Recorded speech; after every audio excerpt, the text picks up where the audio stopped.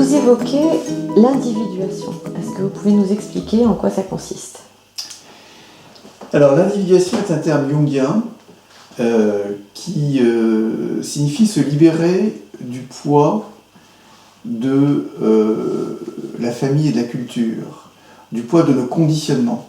Alors, la famille est de très bonne chose, mais elle peut être également extrêmement pesante. Le message fondamental qui a été donné par l'Éternel à Abraham, c'est « Va vers toi, quitte ton pays, quitte la maison de ton père, vers le pays que je te montrerai. » Et on ne sait pas le pays qu'il va lui montrer.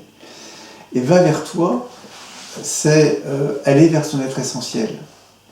Lorsque Jésus aussi fait la même proposition, celui qui ne quitte pas son père et sa mère ne peut pas venir à ma suite et ne peut pas accéder au royaume. Ça veut dire en fait se différencier. S'individuer, c'est se différencier. C'est dire, ok, toi tu as suivi ce chemin, moi je suis un chemin qui m'est spécifique et qui correspond davantage à mon destin, à mon être essentiel. Alors, on peut se dire, ok, quitter pour aller vers quoi? Va vers toi, c'est qui moi? Alors moi, ça peut être effectivement notre dimension horizontale et matérielle, et on peut essayer de faire de l'argent en disant je vais vers moi, mais on peut aussi aller vers son être spirituel, et c'est là le véritable chemin.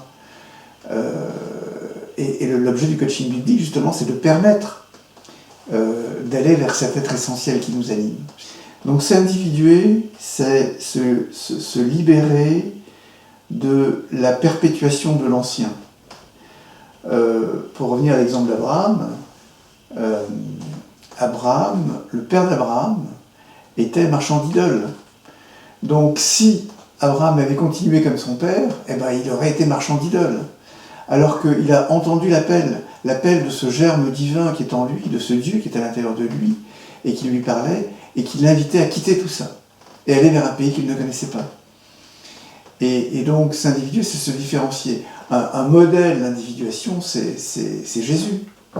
Jésus qui était rabbin, s'est différencié de la règle qui était trop pesante, s'est différencié de la culture de son époque, il l'a remise en cause.